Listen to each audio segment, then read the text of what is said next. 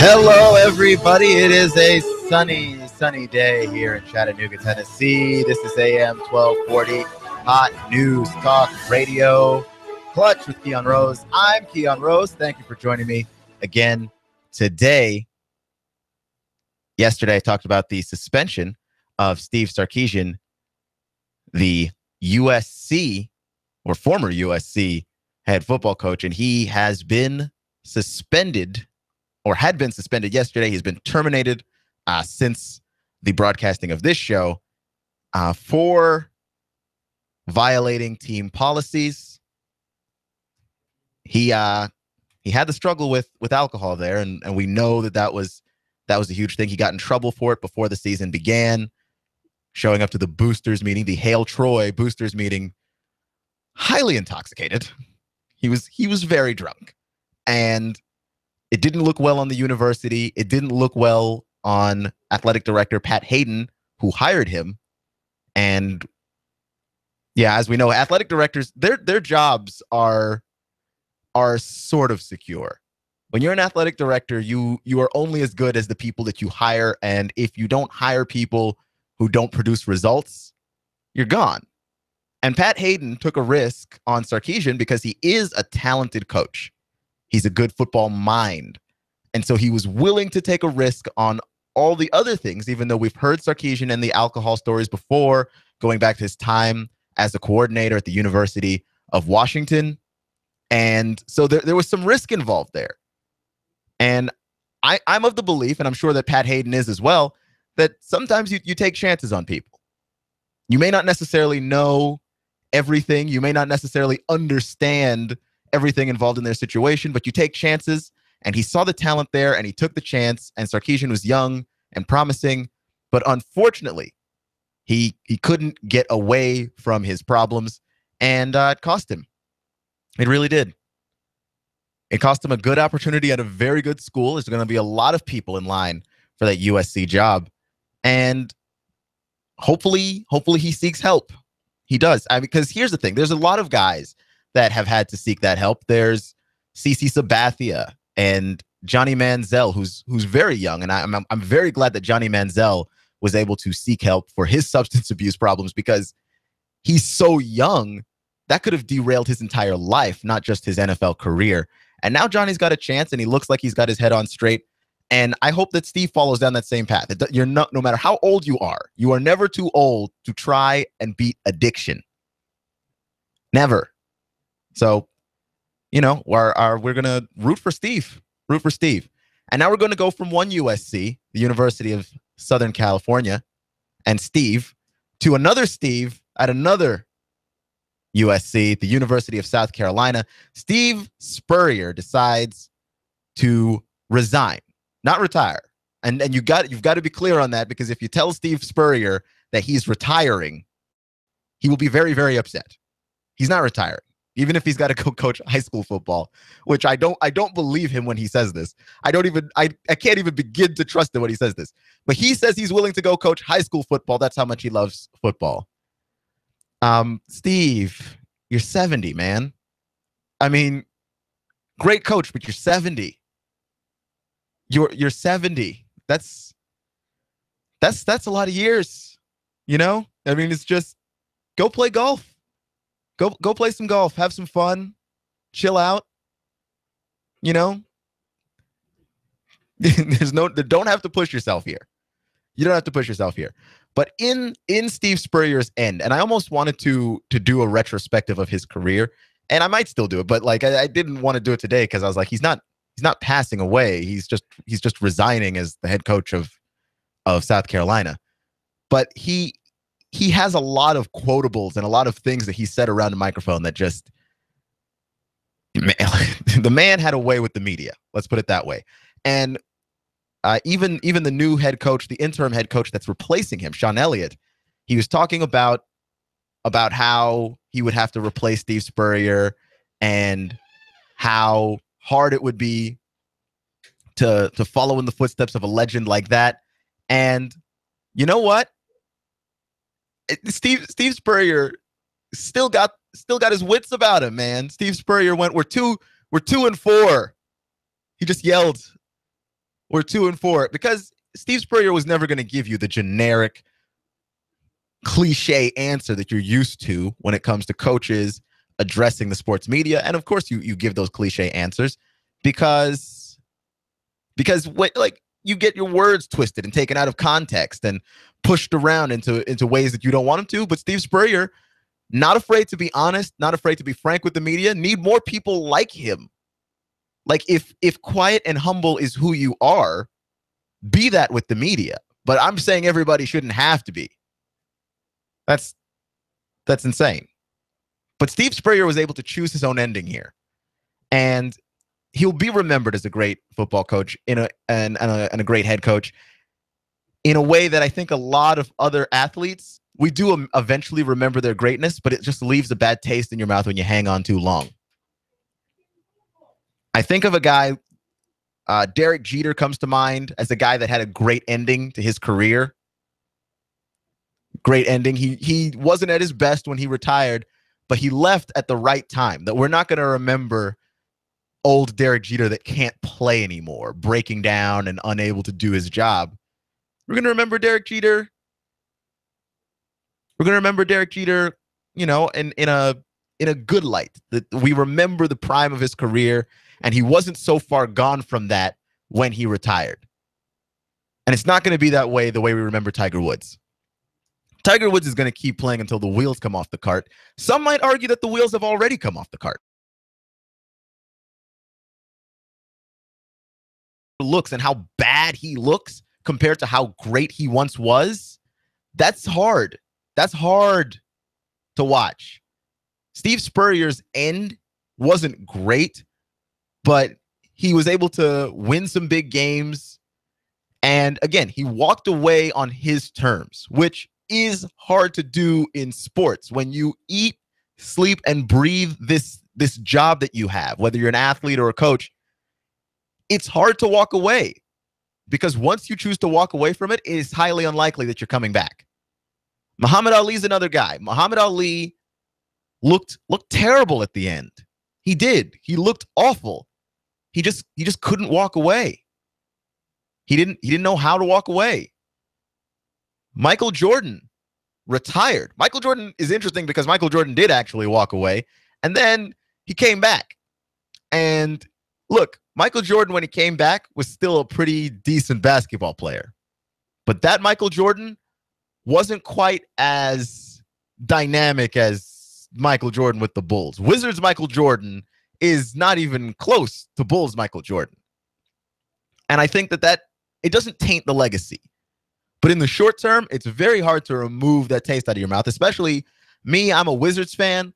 I will never forget Wizard Michael Jordan, because that was the Michael Jordan. That was the last Michael Jordan that I saw on a regular basis. Okay, I only remember vaguely Michael Jordan's final season with the Bulls when he won the title in '96 and walked away. I don't remember it very well. I remember them beating Utah and watching that game with my mom and dad. I don't remember much of Michael Jordan's career because I was a child.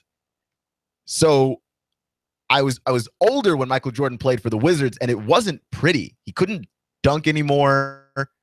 He'd have some big games. He had a 60-point game one time. He'd have some big games occasionally, but he was just so bad compared to how great he used to be. It was terrible, And you look at guys like that. John Elway is the guy that got out good. John Elway walked away when he could. John Elway is actually probably remembered as a greater quarterback than he would have been, because he won that Super Bowl near the end there, and then he chose to come back and he won another Super Bowl. He won another one, which is crazy. And then he walked away. And it makes you think of Westerns, right? You think of Westerns when you think of these things, because it's the cowboy riding away into the sunset, and we like that nice, satisfying bow at the end of a story, that here's a guy and he's been great and he's done all that he can do, and now he's just walking away.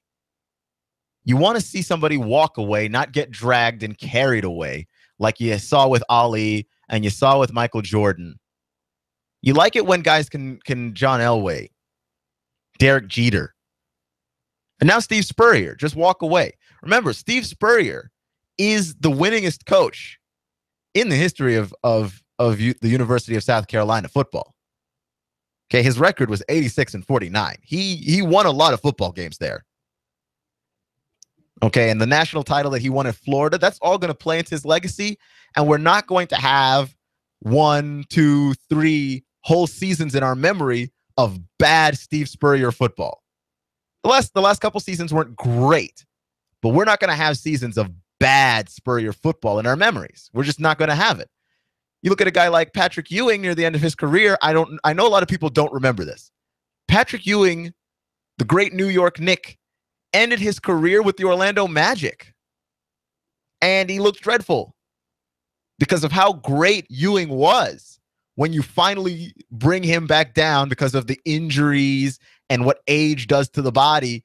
When that finally brings him down to this lower level, that's the thing that we have in our minds, that the people who saw Patrick Ewing with the Magic never look at Patrick Ewing the same way ever again. His legacy is fine. Like, ultimately, your legacy will be fine. I think that people overblow this ending stuff a little too much. But we like to. We like to see the satisfying ending to a story. And it's the thing with sports. It's just what we do with sports. We can't help it. We just attach narrative to everything. Everything must have a story. It can't just be a part of somebody's life. Like when you watch a story, a love story, or when you watch an action story, the movie ends when the good guys win, when the couple falls in love, when X team has won a championship. That's when the movie ends. But you know, that's not how real life works. You keep going after that. There are things that continue to happen after that. There's happy endings in stories, but sports isn't made of stories. It's made of people. And sometimes they don't always walk away when they should. And just because Spurrier did it this time, I don't even know that means that Spurrier was right necessarily. Because to me, you could interpret this another way too. You could interpret this as Steve Spurrier leaving when he saw that things weren't looking good. It just wasn't worth the effort to continue to fight through a season that has started 2-4. There's nothing for you at the end of this season, even if you could make it to bowl contention. Okay, so you play your bowl game, and what now? Do you because they weren't going to fire him. Spurrier was going to be able to walk away whenever he wanted to. That's the legacy that he's built up. He was going to be able to leave whenever he felt like it, when he was good and ready. But the fact of the matter is, do we really think that Steve Spurrier would have walked away if South Carolina had started 4-2 instead of 2-4? Because I don't buy that he would be resigning if the Gamecocks were 4-2, because he'd be playing for something. You're not playing for anything now, and I feel like Steve Spurrier wanted to leave soon. He is 70 after all. Okay. And I this past weekend, I went to go celebrate my grandmother's 75th birthday. And all of the people that showed up to talk about her and all of the things that she's done in her life, let me know that 75 years is a lot of time. Because that's a lot of life. How are you going to be spending year 70 still coaching football? And high school football at that. Please, Steve, just walk away, man. Play some golf. Play some golf. And that when it comes to the ending of stories, though, sometimes I wonder what would be satisfying enough. If Steve Spurrier had ended when he had a winning record and he decided, you know what, time to resign, would that have been enough for people? Or what? We just slap narrative on everything. Can't help ourselves. This is AM 1240 Hot News Talk Radio Clutch with Keon Rose. I'm Keon Rose, and we'll be talking some NFL in the next segment. You can find us on Facebook. You can find us on Twitter. Search Hot News Talk Radio. We're the first thing that comes up. If you want to catch a live stream of the show, you can also search Hot News Talk Radio there as well. You can find us on the TuneIn Radio app. Simply find it in the Apple Store or the Google Play Store for those with Android devices. Search Hot News Talk Radio. Give us a follow and press play. You will have Hot News Talk Radio everywhere you go. This is AM 1240 Clutch with Keon Rose.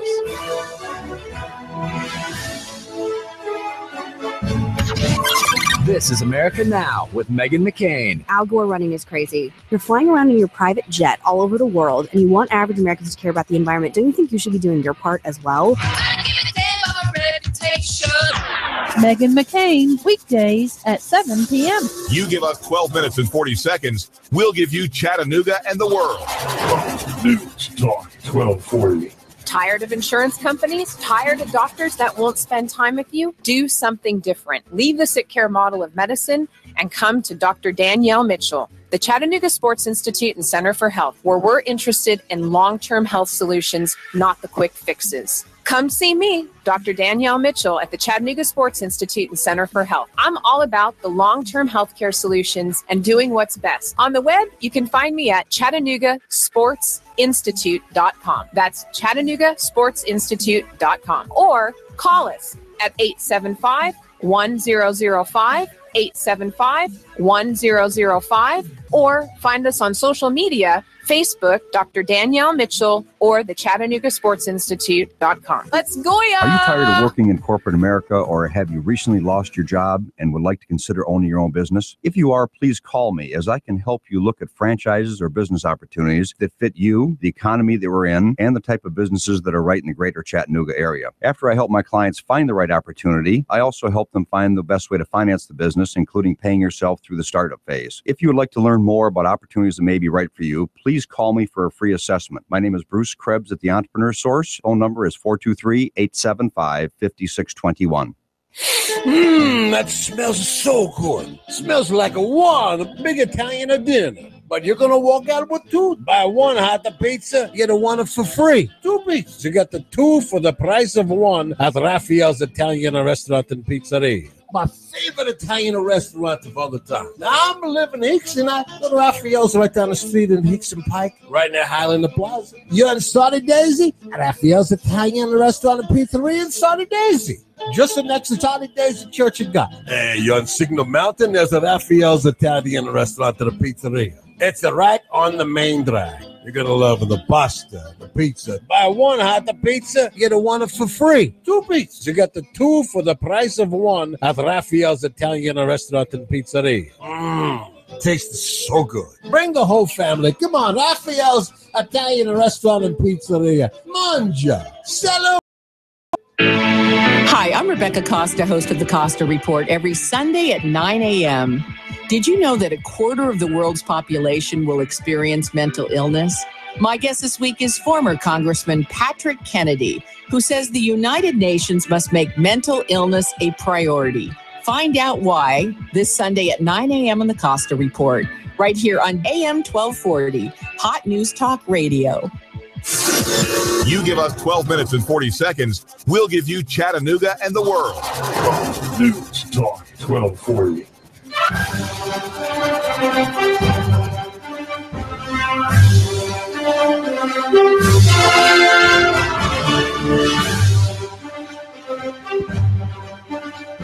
AM 1240 Hot News Talk Radio, your home for the NFL and NASCAR.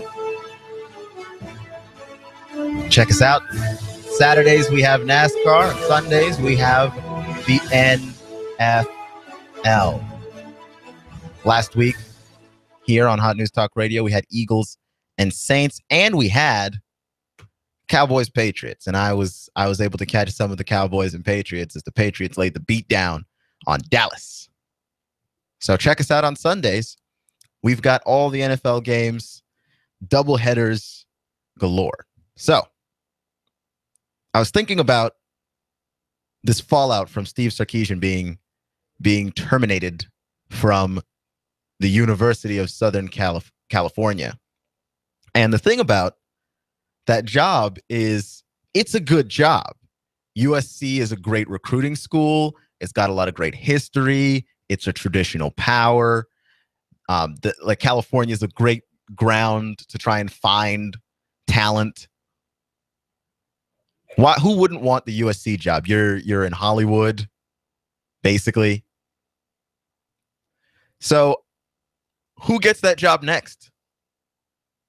Who gets that job next? Well, a lot of talks have been the scuttlebutt in the wind is that Chip Kelly could be the next guy for that job, the USC job. And that now I'm rooting even more for the Eagles to be terrible. I don't like the Eagles. I hate them. And I would like them to lose already. I have a little extra motivation, which is I want Chip Kelly to be fired. And I don't even want to get Chip Kelly fired for the reasons that most people want Chip Kelly to be fired. I want Chip Kelly to be fired so that he can go to USC and make that team cool again. The Trojans haven't been cool in a little while. And that's mostly because they haven't been good. They win a few big games here every now and then because they're talented enough to do it. But they just haven't had any flow. Like, they've looked awful. No glamorous quarterbacks there. We haven't seen them pick up anybody. Stanford had Luck. Baylor's had RG3. TCU's got Boykin now. I mean, a lot of good quarterbacks are out there. Flashy, fun quarterbacks. Oregon had Mariota. USC hasn't had any of those guys. Instead, we got stuck with who do we get stuck with? We got, John David Booty and I mean, look, USC hasn't been good in a while. Not really good. They're fake good. They're a big school and they're powerful and they can recruit whoever they want. So you expect them to be good, but they haven't been coached well and they haven't been winning. It's the same thing for Texas. Texas is fake good. At the beginning of the season, you look at Texas's schedule and go, they can win a lot of these games. Then they don't go out there and win it. Oh, because they don't have the talent. They should. They can recruit whoever they want, and they have more money to do that than anyone on the face of this earth, but they just can't. USC isn't able to do that. And you're finding that it is the case with a lot of these traditional power schools. They just don't have the wherewithal and the means to find a system that'll work for some of the players that they're recruiting. It's annoying in a lot of ways because the traditional powers are familiar, and I think that people like that familiarity. The sports do well when the traditional powers are good. At least a couple of them. I'm not the kind of guy that thinks that they all have to be good, but like some of them though should be pretty good. So that's why it's good to see Ohio State winning again. That's why Harbaugh in Michigan is exciting, because you've got some traditional schools that are doing pretty well. I am a fan of the Baylors and the TCUs in the sense that they're these upstart schools that are changing the status quo. Oregon isn't a traditional power, but you've got to have a couple of them be good. It's like the way the NFL is working right now, that the Steelers have had an identity for years and years and years. They've had great defenses. The same thing for the Bears. The Bears have great defenses. When I think of those teams, I think of defense. That's the thing that's been connected to those teams. So even now, when neither of those teams played defense particularly well, if you were to ask me if the Bears were good at defense, my mind would automatically go, yeah, they are. Well, like, who am I thinking of? I'm thinking of Brian Urlacher. I'm thinking of Dick Butkus. I'm not thinking of who's playing defense there now. Who there's nobody there that I can name at the moment because I literally just don't care about the Bears. They're awful. But the thing with the Bears is that it's been associated with them. Defense. You think about the Steelers and defense, and you think of the Steel Curtain. And even just a few years ago, that Dick LeBeau defense with the Steelers was just incredible. It would crush people. If you were a rookie playing the Steelers and you were a rookie quarterback, you're done. I mean, maybe if there's any mercy in the world, you leave there without throwing 3 picks, but you're not winning. Now the Steelers could get torched by anybody on any given night. They beat the Chargers last night, but I assure you that's not pure defense there. And you've just associated them with this for years and years and years. That's the idea of a traditional power, that you've associated winning with these schools for so long that part of college football feeling balanced and looking right and making any kind of sense to you is that these schools are good. And they haven't been. Some of them. Michigan has been terrible. The University of Miami has been terrible. Texas has been terrible. USC hasn't been terrible, but they haven't been interesting to watch. Ohio State is here. Florida, good to have you back. Good to have you back. All of these schools, you have the idea of winning. And I don't think they all need to be good at once. Because I'd like to see a change in it too. I'd like to see the plunky upstart school win as well. I'm not anti-change. I'm not anti-underdog. I'm just saying when the schools that you associate with winning are good, even if you are just watching them to watch them lose, when those schools are good, the sport does better. People watch. When Florida is good, people watch. When USC is good, people watch. People watch when those schools aren't good. Think about how much more they would watch if those schools were. You know? And that's the thing. So USC getting Chip Kelly from the Eagles would be amazing. Chip Kelly did what he did at Oregon by making the way that school played cool and fast, and they scored a lot of points, and their uniforms were crazy. I don't want to see USC with the crazy uniforms. That'd be weird. I don't want to see Southern California with the crazy uniforms. But what I do want to see is a Southern California team that moves the ball up and down the field. They play defense fast. They play offense fast. They put up a lot of points. That's what I want to see. So I need Chip Kelly to not be coaching the Eagles anymore so that he can go back to college and help the Trojans win some games. That's all I'm saying.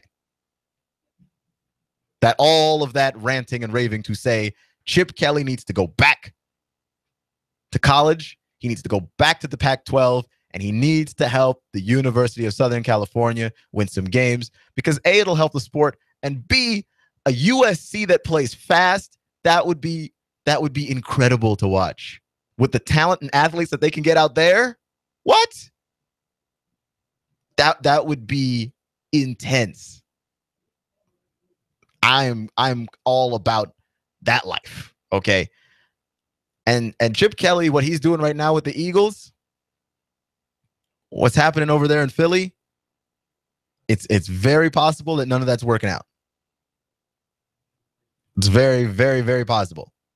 And the NFC East is wide open. If Chip Kelly can somehow hang on and make the playoffs, then my dreams are dashed and crushed. I don't know that necessarily happens. I really don't. I think part of it too is that Philadelphia is starting to hit their stride too, and that's the issue. As the Eagles beat the Saints this past weekend, 39-17, and they looked as good as they have ever looked, even though Sam Bradford threw 2 picks in the red zone. They looked really good. So somebody figure these Eagles out. Somebody stop them, slow them down. We need Chip Kelly back in college. At least that's what I want. I can't speak for anybody else. I'm just telling you that's what I want. There's some other candidates out there for the Trojans if they really, really wanted to look. I think a lot of people are going to be looking towards the SEC as a place that can replace USC former coach, I should say, Steve Sarkisian. But Spurrier's going to need a replacement as well. I don't know if they're going to stick with Sean Elliott, who is the interim head coach at Southern Carolina right now, South Carolina. Too much USC talk here. I'm getting my Carolinas and my Californias confused and crossed, and I don't know. I don't know how I feel about that. Never again. Never again. But another person who could possibly replace Steve Sarkisian is Kevin Sumlin at Texas A&M. Now, sure, you might scoff. A&M, they're out to a 5-0 start for the second time in 74 years. Wow. Like, I looked at that and I couldn't believe, I thought I wrote it wrong. No, the second time in 74 years. But if Sumlin wants to win a championship, it's more likely that he could go to the Pac-12. The Pac-12 is an up-and-coming conference, whereas the SEC is pretty established. The power structure of the SEC is pretty well known, and it starts with Alabama. Can you get past Alabama with the talent that you are getting at A&M right now? Or if you go to USC, can you get all the money in the world to recruit whoever you want in a conference that's a little bit weaker for an opportunity to win a national title? I think that Sumlin could probably be a good fit for USC if they throw enough money at him. And I think they should. A&M fans probably don't want to hear this. And you know what? I am a little bit biased. The ruining of the Aggies would be an extra bonus because Sumlin is a heck of a coach, but he would be a good fit at USC also. I really think so. I really, really do think so. Because what that team is missing is a good coach. And that's what they've been missing for a while. Pete Carroll left, and when he left, apparently he left this school unable to find a replacement in any way. It's unreal. He left them without the ability to find a replacement at all. I can't believe how unsuccessful they have been in terms of coaching. And meanwhile, all the other schools in that conference are coming up and passing them. Arizona State looks good. Oregon has been ahead of them for a while. You know, don't sleep on Washington. Chris Peterson's doing a great job for the Huskies. So the USC job opening could change some dynamics in college football. Could change a lot of things.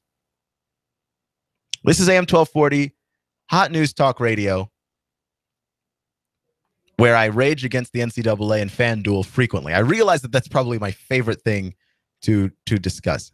But it came to the conclusion the other day, FanDuel is just giving money away to whoever. I was listening to a podcast, okay, and this is the first time that I realized that FanDuel is literally taking away all the money and just giving it away. It was a podcast called Reply All. They talk about the internet. They talk about internet culture. And the guy was reading the FanDuel ad, and it didn't sound like he even really knew about fantasy football that much. And I'm like, hey, no, you know what? I want that FanDuel money, okay? And I understand how incredibly hypocritical it is of me to do this. I think that I can get FanDuel money even if they're going to just be if FanDuel is going to be just giving it away, why can't this show have some? We might finally be able to afford to have cool guests. I'm just doing it for you guys. Okay? That's all I'm saying. I'd like some FanDuel money. The gambling that's not gambling of FanDuel. Okay? I'm already promoting them so that when I call them and tell them that I'd like some, that you know, that I can get it. You know? That's all I'm saying. This is AM 1240 Hot News Talk Radio Clutch with Keon Rose. I'm Keon Rose, and I want to talk about basketball. Should I?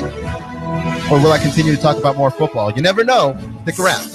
You give us 12 minutes and 40 seconds, we'll give you Chattanooga and the world. News, Talk 1240. Are you tired of feeling like just another account number to your financial advisor? Try something refreshingly different. Call Edward Jones Financial Advisor Patrick Neal in Hickson at 870-7894. Edward Jones, making sense of investing. Member SIPC.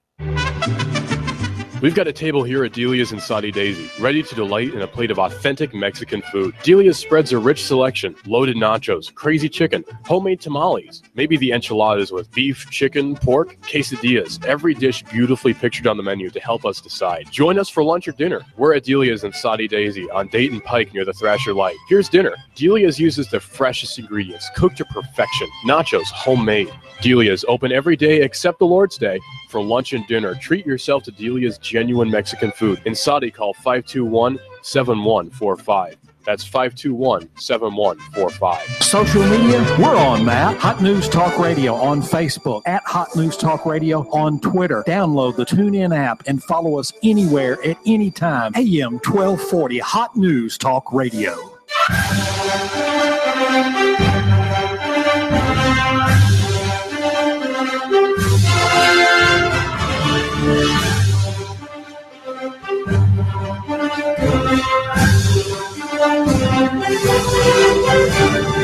So I went to Washington, D.C. this past weekend to celebrate the 75th birthday of my grandmother. We went downtown. And first off, I noticed two things immediately. One, my Redskins fandom actually made sense in Washington. Like, I was surprised at all the Redskins jerseys and hats, and I realized that me having my Redskins keychain and all those things, I'm not that special.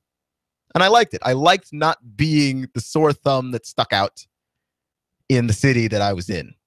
And also the Capitals had just played a hockey game, and I was like, it does feel kind of nice to be in a place where they care about hockey. Because we don't care about hockey down here so much in the South. That's why the Atlanta Thrashers are gone, and they're now the Winnipeg Jets. That's what happened there.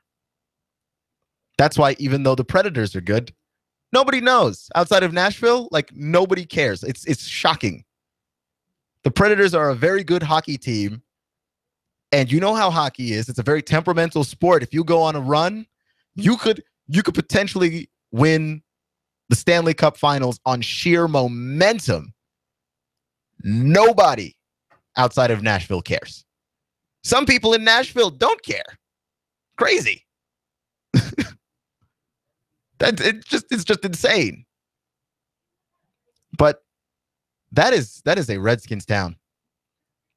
As a Redskins town, I enjoyed that trip. I enjoyed the reprieve that I got to have. But it was nice because I start to realize when I start to go to other cities and see which team is the predominant team in that area, what that says about the area. When I was in Washington, the Redskins are the team there. And what I noticed about the people there is there's this always expecting the worst, especially when you talk to them about that team.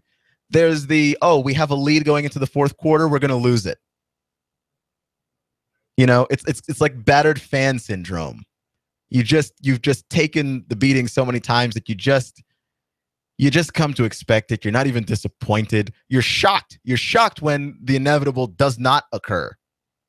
And, you know, I've noticed the same thing happen around this area with the Vols. The city takes on a kind of characteristic, and this is just my harebrained theory, okay, that I just made up, but I think the city starts to take on the characteristic of the team with the biggest influence there. And here it's the Vols, it's the Bulldogs a little bit, but I notice more it's the Vols, and you just end up seeing people in the street and just apologizing to them.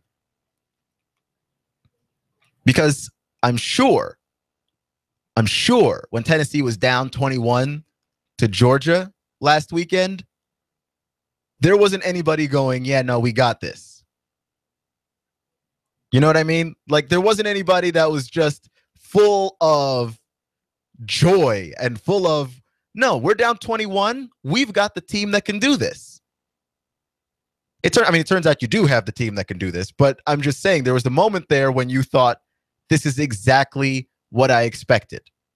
That's the kind of team that you look at in Tennessee this whole season, really. But that game specifically, when they were down 21, that's that moment where you're like, I don't know why I continue to do this to myself from week to week. I continue to watch failure and mediocrity, and I can't stand it anymore, and I can't take it. Okay, it's just too much. And when the Vols came back, everybody was shocked. I want to know, and I don't know how to do a poll on this, how many people changed their channel, turned off their TV, walked away from it all, which, by the way, does not make you a bad fan. And you're listening to AM 1240 Hot News Talk Radio Clutch with Keon Rose. That doesn't make you a bad fan if you choose to walk away from it all. Like, if you're just like, I've seen too many games where the Vols have poo-pooed the bed, I can't sit here and watch this anymore. That doesn't make you a bad fan. I know we like to talk about it that way and make it seem like, well, you know what, you'll be back next week, and you probably will be back next week, but it doesn't make you a bad fan to say that you want to walk away from it all and actually try to walk away from it all. I have a friend named Dan who I don't know. He lives up in Cleveland. I have no idea where he came from, but he was a Redskins fan. He's quit on the Redskins. He'll root for all the other Washington teams, won't watch the Redskins. Grew up a Redskins fan. He likes Jameis Winston and the Bucs now. Won't watch the Redskins at all anymore. Dan Snyder, that team has been too bad. But when it comes to the Vols, I really hope that people don't associate the Vols with that they've been struggling for a while, but it's not. Rooting for the Volunteers should never feel like a punch in the gut every weekend. And I feel like this season has been that. This season has been that for you all up until last week. And maybe this is the beginning of a turnaround. But, you know, you're a Vols fan. I can't. Congratulations on the win over Georgia, but I can't honestly say that win means a whole lot in the grand scheme of things if you come out next week and just get stomped on, or you have another 17-point lead and then blow it. Because then it comes back to Butch Jones, and Butch Jones is going to be the guy that everybody blames and is going to say, hey, Butch can't finish games. Butch can't close this out at all. You'd rather Butch be 21 points down than 17 points up. That's not a good look. It's not a good look. Nobody wants to root for that team. It's too inconsistent. It's traumatic. If you endure it over the course of a season for enough seasons, there is an inherent trauma that comes with that. I'm not kidding. And I am not over-exaggerating. That is the God's honest truth. There's an inherent trauma that comes with a team that you turn on the TV and you don't know what you're getting. Like, it's not even you turn on the TV and you're getting bad. You're not necessarily getting bad. You don't know what you're getting at all. That's the worst. I'd rather my team just be bad. Like, oh no, I know that everyone's going to blow us out by 40 every week. That's not surprising at all. I'd rather my team just be flat out bad than be what the Vols are right now, which is I could be watching them play Georgia, a team that you fully expect them to compete with and then lose to, have them come back from a 21-point deficit, but they can't hold off Oklahoma. You know what I mean? They can't hold off Arkansas. It's rough. It's rough. And I would say equally as rough is being a Bulldog fan. And I only say that because I don't know how to feel about having a team that I expect to be good every year. And then the one game that you're like, this is a game that they should win. It's a perfectly winnable game. You're up 21 against Tennessee, who hasn't been very good. I'm pretty sure that just looking at all the previous games, we weren't even sure that Josh Dobbs could throw the ball down the field or, throw something that wasn't a screen pass. But all of a sudden, dude is torching you for 300 yards, 3 touchdowns. How's that? How's that any fun at all?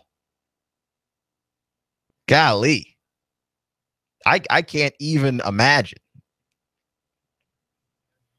I can't even imagine. And you're rooting for this team, and like every year, the Bulldogs will have a game that you're like, that's the trap game on this schedule. And that's the game they're going to lose. You know it. You just know it. And then they do. Like, it's just so disappointing. Like, I'm trying to imagine being a Bulldogs fan processing that right now. Like, Tennessee is the obvious trap game on this schedule. We're playing well. The only team that's really beaten us is Alabama, and they beat us pretty soundly, but they're Alabama, and apparently they're not dead yet. Nick Saban wanted everyone to know that. They're not dead yet.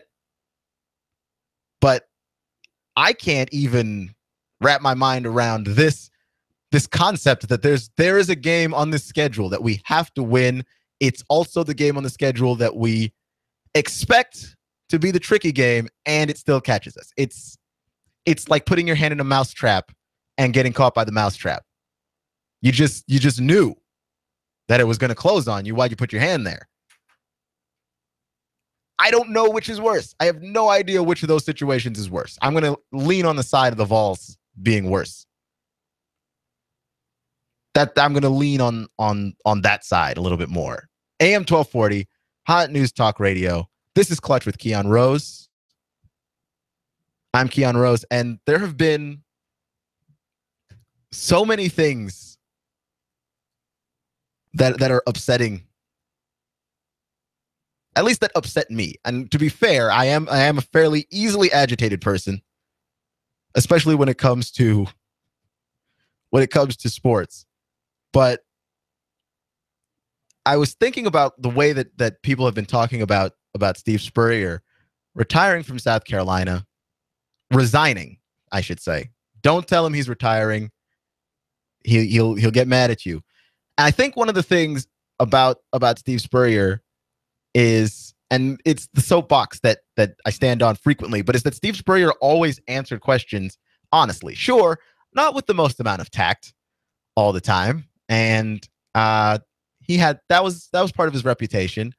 But I like how honest Steve Spurrier was. Like as a coach, like I really do, because you want people to say interesting things. You want honesty. Okay, I understand that Julio Jones is a guy with a lot of humility, and he comes out and he's balling out, making the Falcons look good.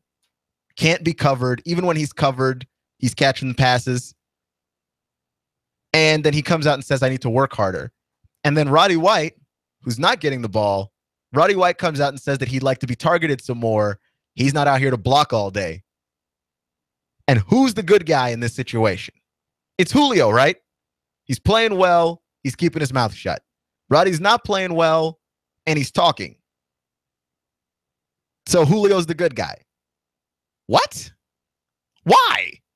Why does the humility automatically make you the good guy? Is that not strange? That quietness and humility automatically makes you the good guy. I mean, I like Julio Jones, but that it also makes him boring. Again, there's nothing inherently boring about humble and having humility. There's nothing boring about it in and of itself. It's that when you want everybody to be that, then there's the issue. That's the issue, because Roddy isn't the bad guy either. He's doing his job. He's going out there, he's blocking, and if you look at the whole quote in context, he said he's going to do whatever the offense requires him to do. He's one of the older receivers on the team. Roddy White used to be the Falcons. Roddy White used to be the Falcons. Like, he was the only Falcon I knew for the longest time before I lived here. And now he's getting older. He can't separate from defensive backs like he used to. And you still want to be a part of the winning. The team is good. The team is winning. You still want to be part of the winning. And for whatever reason, Roddy White speaks his mind. He's the bad guy. People get on Steve Spurrier and Brett Bielema for just saying what they say. And just crush him for it. Do we want everybody to be Butch Jones? Because Butch doesn't say anything. Butch will give you the rote, cliche, boring answers that you associate with humility. The thing is, even when you're losing, that becomes annoying. Like, the humility can only take you so far if you're losing. Nobody wants a humble loser. We'd rather take the arrogant winner. But the humility of Butch Jones and the quietness and the, I respect their defense, it's the toughest defense we've played all year. There's a point where it all sounds like excuses and it sounds like a way out. Like you're just being overly politically correct. Give me Spurrier. Give me Spurrier yelling in off stage that we're 2-4 to Sean Elliott, who's the interim head coach, trying to give a cliche answer to following Spurrier. You're 2-4. He's right. Give me Spurrier and his crazy answers to things any day of the week. I will take that over Jones, over Amari Cooper, over Julio Jones anytime. I guess look, I need stuff to talk about, but don't you want to hear what people are really thinking? Isn't that what we do all of this for? Anyway, just thinking. This is Clutch with Keon Rose on AM 1240, Hot News Talk Radio. See you again in 23 hours. Compass Media Network's coverage of the NFL. Hi, this is Jerry Recco. Join Kevin Ray, Danny White, and myself for all the action. Hot News Talk 1240. If it's the NFL, it's right here. You give us 12 minutes and 40 seconds, we'll give you Chattanooga and the world. Hot News Talk 1240. Cell Surgeon, an affordable quick fix for your smartphone and tablet in Northgate Mall next to Old Chicago Pizza. We do the best quality work. We have the best customer service, the most competitive prices around. Cell Surgeon, a painless operation to fix your sick device. Well, if you have a cheap charger or something that's not really designed for your phone, it can mess with your battery. It can actually fry your phone. So you need to make sure you have a quality product that's going to be designed for